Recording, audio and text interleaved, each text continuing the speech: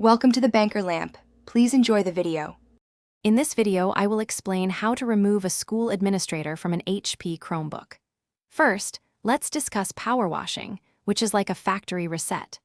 This process completely erases all local data, user accounts, and settings, returning your device to its original state.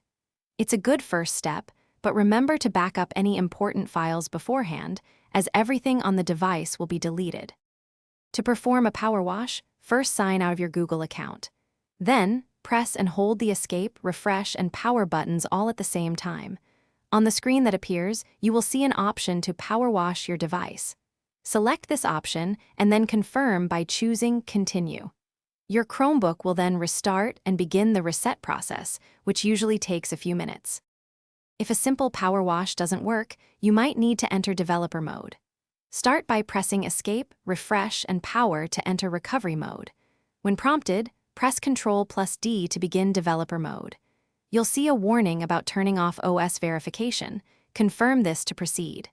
This action will also perform a full data wipe, effectively resetting your Chromebook and removing many restrictions.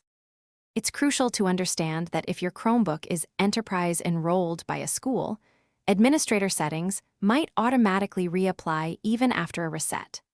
The most reliable way to remove school administration is to contact the school's IT department directly and request official unenrollment.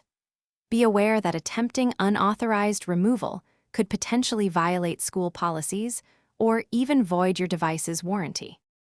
Thanks for watching. If this was helpful, leave a like and consider subscribing. See you next time.